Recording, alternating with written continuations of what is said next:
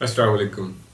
मैं खुर्रम शहजाद यूट्यूब के चैनल अदबी वर्क पर आप लोगों को खुश आमदीद कहता हूँ।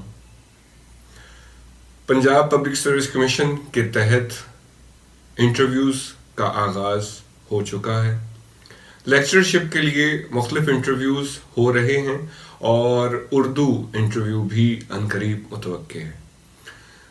इस बात का अंदाज़ा मुझे इससे हुआ कि आए रोज़ किसी न किसी की कॉल, किसी न किसी का मैसेज, और उसमें ऐसे सवालात कि जो इंटरव्यू की तैयारी करने वाले से एक्सपेक्ट नहीं किए जा सकते। मसलन मुल्तान में सेंटर बना है तो सर फलां इंटरव्यू लेने वाला तो आपका जानने वाला होगा ही।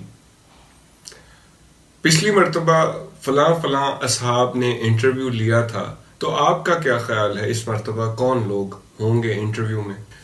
इंटरव्यू के हवाले से आपने अक्सर ये जुमला सुना होगा कि टेबल के इस तरफ और उस तरफ का फ़र्क बड़ा अहम फ़र्क होता है।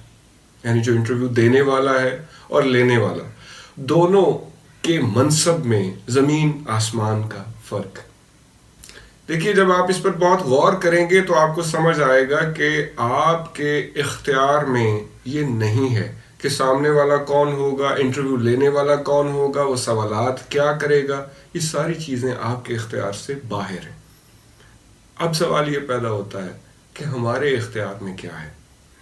सबसे पहली चीज़, अभी इंटरव्यू नहीं आया, दिन तय नहीं हुआ, तो ये वक्त है आपके पास तैयारी करने का। तैयारी कैसे करनी है आपको? वैसे तो इस मौजू पर मैं 3-4 वीडियोस में भी बता चुका हूँ। इस हवाले से तफसीली वीडियोस बनाई जा चुकी हैं। डिस्क्रिप्शन में उनका लिंक्स भी दे दिया जाएगा। इंटरव्यू से पहले के जो चंद दिन हैं, उन दिनों में आपको अपने आप से कुछ सवालात करने हैं। यानी एक तो पढ़ते रहना है, तैयारी करते रहना है, और दूसरी चीज़ ये कि फिर उठते बैठते खुद से कुछ सवालात करने हैं, जिनको हम मुमकिना सवालात कह सकते हैं। इससे क्या होगा कि आपका जहन किसी भी सवाल को गैर मुतवक्के नहीं समझेगा। इंटरव्यू के रोज़ जब आपसे कुछ ऐसा पूछा जाए कि जो आपने सोचा ही नहीं, तो आप परेशान नहीं होंगे, बशर्ते कि आप अपने जहन को आदी कर चुके होंगे क्विक रिस्पॉन्स का। यानी उठते बैठते खुद से एक सवाल किया, फिर उसके बारे में अभी तो आपके पास मुख्तलिफ ज़राए हैं, अभी आप तलाश कर सकते हैं गूगल इस बारे में क्या कहता है, दूसरे ज़राए इस बारे में क्या कहते हैं, फलां किताब में क्या लिखा हुआ है। ये वक्त है कि जब इन सवालात को देखा जा सकता है, जवाबात तलाश किए जा सकते हैं। जब इंटरव्यू का वक्त होगा तो तब आपके पास हैरान होने का वक्त नहीं रहेगा। वहाँ यही क्विक रिस्पॉन्स, जिसके हवाले से आप खुद को आदी कर चुके होंगे, उठते बैठते मुख्तलिफ सवालात पर गौर करके उनके जवाबात तलाश करते हुए जब आप आदी कर चुके होंगे, तो ये चीज़, ये एक मश्क है, ये एक प्रैक्टिस है जो आपको इंटरव्यू में बड़ी मदद देगी। मेरा अपना एक्सपीरियंस यही बताता है।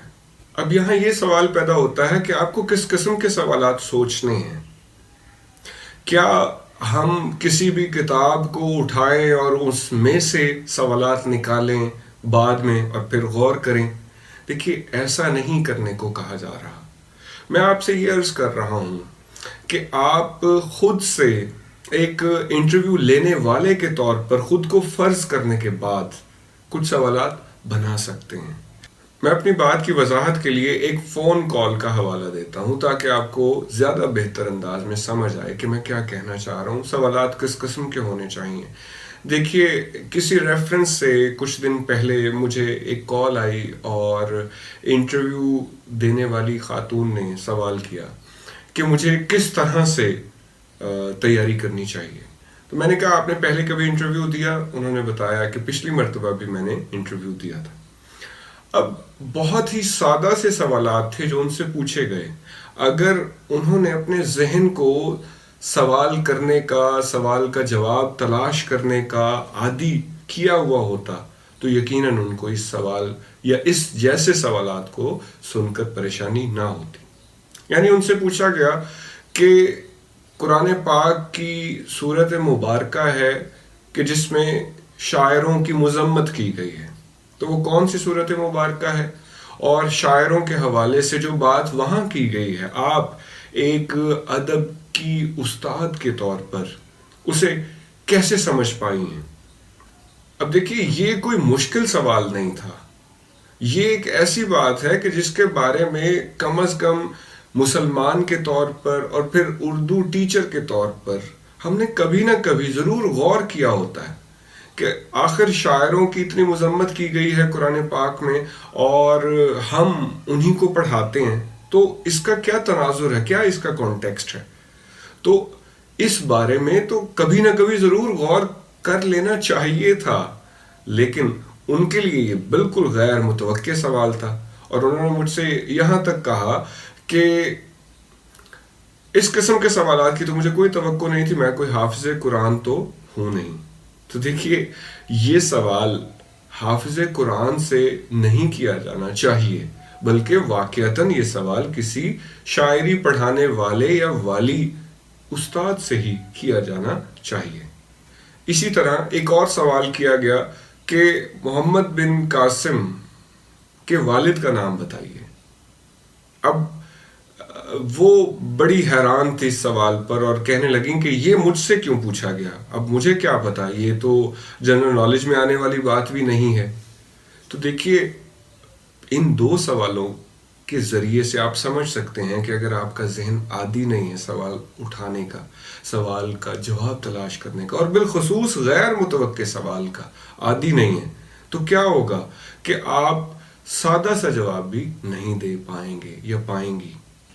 اب ہم ان دونوں سوالات کے حوالے سے غور کرتے ہیں۔ دیکھیں، ویسے تو ایک کتاب ہے ابوالکلام قاسمی کی، مشرقی شعریات، بڑی خاصے کی چیز ہے۔ اس میں تفصیل سے یہ سمجھانے کی کوشش کی گئی ہے کہ اسلامی اور بڑی حد تک ہندی تہذیب میں، ثقافت میں، مذہب اسلام میں مختلف خلفائے راشدین کے ہاں شاعری کا تصور کیا ہے، اسلام میں شاعری کا تصور کیا ہے۔ تو یوں تو یہ ایک کتاب ہے کہ جس میں تفصیل سے اس موضوع پر لکھا گیا، لیکن بالفرض یہ ہم نے نہیں بھی پڑھی ہوئی ہے، اس بارے میں نہیں بھی سنا ہوا، تب بھی سورہ شعراء کی وہ آیت مبارکہ تو ضرور ہی دیکھی ہوگی نا، یا کہیں نہ کہیں سننا تو ہوگا اس کا حوالہ، تو اس کے بعد ہم کسی سے پوچھ سکتے ہیں۔ دیکھیے، شاعر خیالوں کی وادیوں میں گھوم رہے ہیں، یہ اس آیت مبارکہ کا مفہوم ہے۔ اللہ پاک پیارے نبی اکرم صلی اللہ علیہ وسلم کے حوالے سے یہ وضاحت دے رہے ہیں کفار کو جو اعتراض کرتے تھے، انہیں یہ بتا رہے ہیں اس آیت مبارکہ میں کہ شاعر تو کمتر ہوتے ہیں، وہ تو خیالوں کی دنیا میں گھومتے ہیں۔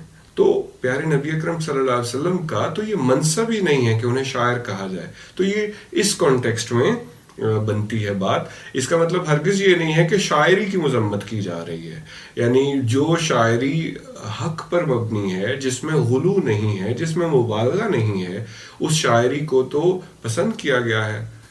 اب آتے ہیں دوسرے اور بہت زیادہ آسان سوال کی طرف کہ محمد بن قاسم کے والد کا نام کیا ہے۔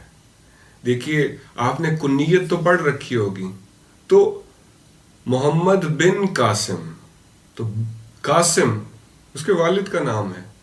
دیکھیے، اس جواب سے آپ کو اندازہ ہوا ہوگا، یا نہیں بھی ہوا تو میں ایک خاص طرف آپ کی توجہ مبذول کرانا چاہتا ہوں۔ وہ یہ ہے کہ ہمارا جو سسٹم ہے، ایجوکیشن سسٹم ہے، اس میں ہمارا ذہن عادی ہو چکا ہوتا ہے کسی بھی سوال کا جواب یاد کرنے کا۔ یعنی جب ہم کوئی سوال سنتے ہیں، پڑھتے ہیں، تو فوراً یاد کرنے کی کوشش کرتے ہیں کہ اس کا جواب میں نے فلاں کتاب میں کیا پڑھا تھا، یا کبھی پڑھا بھی تھا یا نہیں۔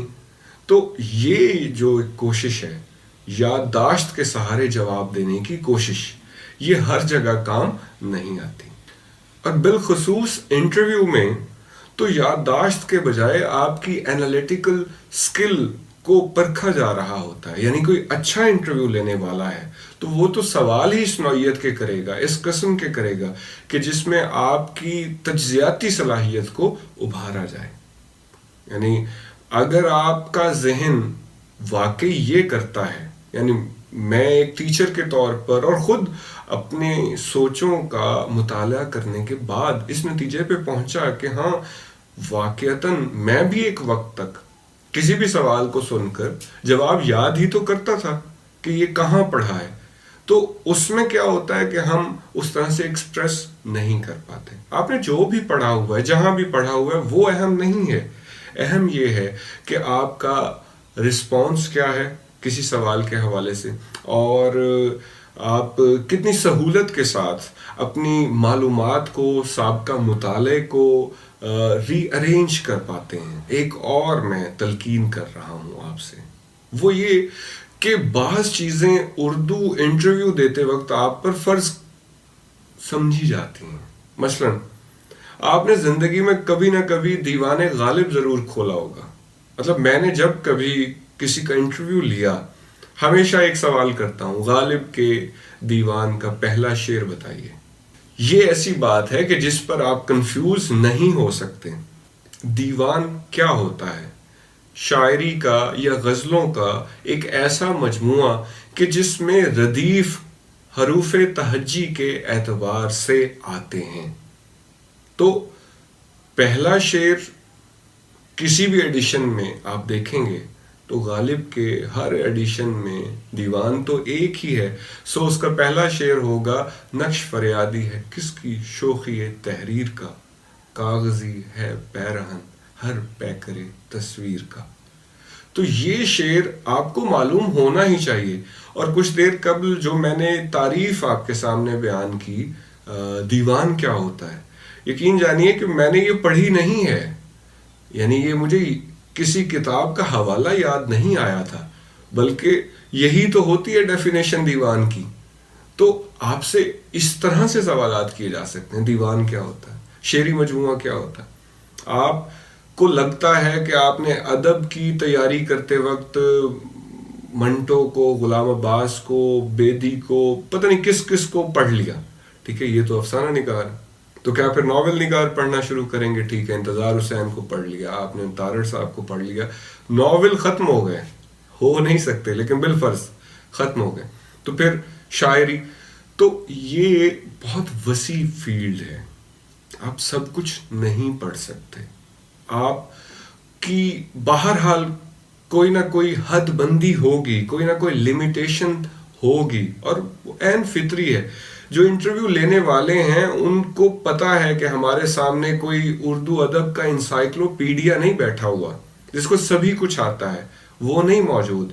یہاں جو بیٹھا ہوا ہے، کیا یہ اردو پڑھا سکے گا، کیا لٹریچر پڑھا سکتا ہے یا سکتی ہے، یہ ایک سادہ سا سوال ہے جو ان کے پیش نظر ہے. انہیں ہو سکتا ہے کسی کو سگریٹ پینی ہو سکتا ہے کسی کو چائے یا کافی پینے کو دل چاہ رہا ہے، تو ان کی کوشش تو یہی ہوگی جتنا جلدی انٹرویو ختم کیا جائے اور اس کے بعد چائے پی جائے. تو مطلب یہ ہے کہ وہ آپ کو پھنسانے کے لیے نہیں آئے ہوئے. ان کی کوشش یہ ہے کہ آپ اچھی طرح پرفارم کر دیں. آپ 5 منٹ میں یقین دلا پاتے ہیں، 10 میں یقین دلا سکتے ہیں، یا 40 منٹ تک آپ انہیں کنفیوز رکھتے ہیں کہ ہاں آپ اردو کے استاد بن بھی سکتے ہیں یا سکتی ہیں یا نہیں. دیکھیے وہ آپ سے زیادہ جانتے ہیں. ایسا نہیں ہوتا کہ وہ 30 منٹ ضائع کر دیں گے آپ پر کہ بے گفتگو میں بڑا مزہ آ رہا تھا. ان کے پاس لسٹ ہے پوری، اینڈ کینڈیڈیٹس باہر بیٹھی ہوئی ہیں یا بیٹھے ہوئے ہیں، انہوں نے سب کو انٹرٹین کرنا ہے. تو ان سب کو انٹرٹین کرتے وقت وہ یہی کوشش کریں گے کہ مختصر وقت میں جانچ لیا جائے. تو آپ کو یقین دلانا ہے کہ ہاں ہم اس جاب کے لیے اہل ہیں. دوسری تجویز یہ ہے کہ آپ اپنی ڈریسنگ پر خاص توجہ دیں. کچھ عرصے بعد یا کچھ دنوں کے بعد انٹرویو ہونے جا رہے ہیں، تو آپ کے پاس ایسے شوز نہیں ہونے چاہیے جو بالکل نئے نکور ہیں، جو ابھی آپ کسی اچھے سے برانڈ سے لے کر آئے ہیں، یا آپ نیا پینٹ کوٹ تو آپ نے خرید لیا لیکن آپ کو پینٹ کوٹ پہننے کی عادت نہیں ہے. تو کیا ہوگا کہ آپ نے ٹیگ اتارا عید کے دن، جس طرح بچے تیار ہوتے ہیں اسی طرح آپ بھی انٹرویو کے روز تیار تو ہو جائیں گے، لیکن اپنے اس آؤٹ فٹ میں، اس لباس میں یا ان نئے جوتوں میں آپ کمفرٹیبل نہیں ہوں گے. تو آپ کو زیادہ سے زیادہ کمفرٹیبل ہونا چاہیے، اس کا حل یہ ہے، اس کے لیے میری تجویز یہ ہے کہ آپ 2-4 دن یا ہفتہ پہلے سے اپنی روٹین میں لے آئیں نئے جوتوں کو، تاکہ آپ کو چلتے وقت بھی پریکٹس ہو جائے ان کو پہن کر چلنا کیسے ہے. اور کچھ بھی ایسا کرنے کی ضرورت نہیں ہے جو آپ انٹرویو کے پوائنٹ آف ویو سے سمجھتے ہیں کہ بہتر ہے لیکن آپ کی روٹین میں نہیں ہے. اگر کرنا ضروری ہے تو اسے روٹین کا حصہ بنا لیں. تو یہ چند ایسی باتیں تھیں کہ جو آپ کے اختیار میں ہیں.